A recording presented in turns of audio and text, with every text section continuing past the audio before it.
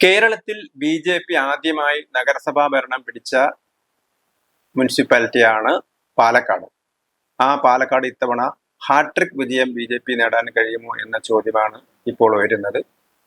പാലക്കാട് ബി.ജെ.പിക്ക് ഒറ്റയ്ക്ക് ഭൂരിപക്ഷം കിട്ടണമെങ്കിൽ 27 കൗൺസിലർമാർ വേണം 53 അംഗ സഭയിൽ. ആ 27 എന്ന മാജിക് നമ്പറിലേക്ക് ബി.ജെ.പിക്ക് എത്താൻ കഴിയുമോ, അല്ലെങ്കിൽ കഴിഞ്ഞ തവണത്തെ ഭരണം നിലനിർത്താൻ കഴിയുമോ എന്ന ചോദ്യമാണ് വരുന്നത്. പാലക്കാട് കുറച്ച് ദിവസങ്ങളായി രാഷ്ട്രീയമായി ശ്രദ്ധാകേന്ദ്രമായിരിക്കുകയാണ്.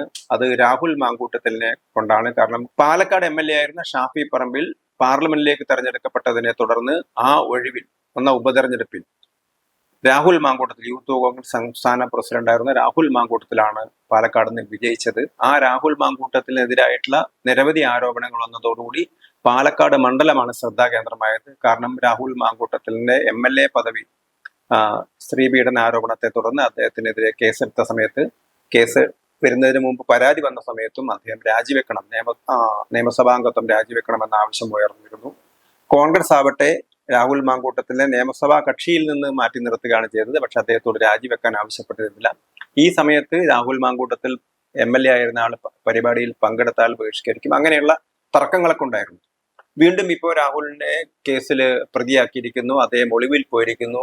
അപ്പം ഒളിവിൽ പോയിരിക്കുന്നത് പാലക്കാട്ടെ MLA ആണ്. അതുകൊണ്ട് തന്നെ പാലക്കാട് രാഷ്ട്രീയമായി ശ്രദ്ധാകേന്ദ്രമാവുകയാണ്.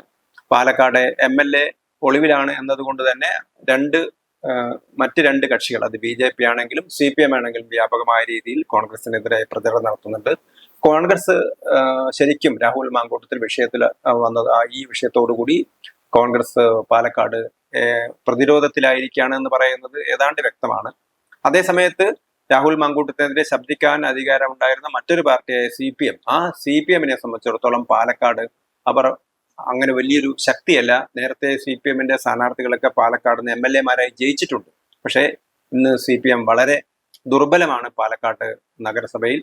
മുമ്പ് BJP-യുടെ പിന്തുണയോടുകൂടി, കാരണം BJP MS ഗോപാലകൃഷ്ണന്റെ നേതൃത്വത്തിൽ ഒരു ഇടതുപക്ഷ ഭരണം പാലക്കാട് നഗരത്തിലുണ്ടായിരുന്നു. അന്ന് BJP-ക്ക് 6-7 അംഗങ്ങളുണ്ടായിരുന്നു. ആ 6-7 അംഗങ്ങൾ കൂടി എതിർത്തിരുന്നെങ്കിൽ, UDF-ന്റെ കൂടെ നിന്ന് എതിർത്തിരുന്നെങ്കിൽ ഒരുപക്ഷെ അന്നത്തെ LDF-ന് പാലക്കാട് ഭരണം മുന്നോട്ട് കൊണ്ടുപോകാൻ കഴിയില്ലായിരുന്നു. പക്ഷെ അന്ന് BJP മാറി നിന്നതുകൊണ്ട് MS ഗോപാലകൃഷ്ണൻ നേതൃത്വത്തിൽ പാലക്കാട് LDF-ന് അവരുടെ മുനിസിപ്പൽ ഭരണം കൊണ്ടുപോകാൻ കഴിഞ്ഞു. പക്ഷെ അതിനുശേഷം കാര്യമായ നേട്ടമൊന്നും LDF-ന് ഉണ്ടായിട്ടില്ല. BJP വെല്ലുവിളിക്കുന്നത് നിങ്ങൾക്ക് 2 അക്കം കടക്കാൻ കഴിയുമോ, അതായത് 10 പേരെ വിജയിപ്പിക്കാൻ CPM-ന് കഴിയുമോ എന്ന ചോദ്യമാണ് BJP ഉയർത്തുന്നത്. എന്തു തന്നെയായാലും പാലക്കാട് വ്യക്തമായ മത്സരം നടക്കുന്നത് UDF-ഉം BJP-യും തമ്മിലാണ്. എങ്ങനെയെങ്കിലും BJP-യെ ഭരണാധികാരത്തിന് നിന്ന് പുറത്താക്കാനാണ് UDF ശ്രമിക്കുന്നത്. പക്ഷെ രാഹുൽ മാങ്കൂട്ടത്തിലൊക്കെ വിഷയം സ്വാഭാവികമായും അത് ചർച്ച ചെയ്യപ്പെടും. അതുകൊണ്ട് തന്നെ അതിന്റെ ഒരു അഡ്വാൻറ്റേജ് കൂടി BJP-ക്ക് ഇത്തവണ ഉണ്ടാവും. BJP പറയുന്നത് ഒരു 30 സീറ്റ് വരെ തങ്ങൾക്ക് കിട്ടാനുള്ള സാധ്യതയുണ്ട്, അല്ലെങ്കിൽ 30 സീറ്റ് തങ്ങൾക്ക് ഏതാണ്ട് ഉറപ്പാണ് എന്ന അവകാശവാദമാണ് BJP പുറപ്പെടുവിപ്പിക്കുന്നത്. അങ്ങനെ നോക്കുന്ന സമയത്ത് പാലക്കാട് നഗരസഭയിൽ BJP അതിന്റെ ഹാട്രിക് വിജയം അത് പൂർത്തിയാക്കും. മറ്റ് നഗരസഭകൾ, പന്തളത്താണ് ഇതിനു മുമ്പ് BJP ഭരണമുണ്ടായിരുന്നത്. പക്ഷേ ഇത്തവണ മറ്റു പല നഗരസഭകളിലും തങ്ങളുടെ ഭരണം പിടിച്ചെടുക്കാൻ പറ്റുമെന്നൊരു ആവേശത്തിലാണ്, അല്ലെങ്കിൽ ഒരു പ്രതീക്ഷയിലാണ് BJP നിൽക്കുന്നത്. അത് തൃശ്ശൂരിലെ കൊടുങ്ങല്ലൂരിലാണെങ്കിലും പാലക്കാടാണെങ്കിൽ തന്നെ ഷൊർണൂരിലും ഒറ്റപ്പാലത്തൊക്കെ BJP കടുത്ത മത്സരമാണ് നടത്തുന്നത്. പക്ഷെ പാലക്കാട് നഗരസഭ അത് ഉറപ്പിച്ചു നിർത്തുക എന്നുള്ളതാണ് BJP-യുടെ ലക്ഷ്യം.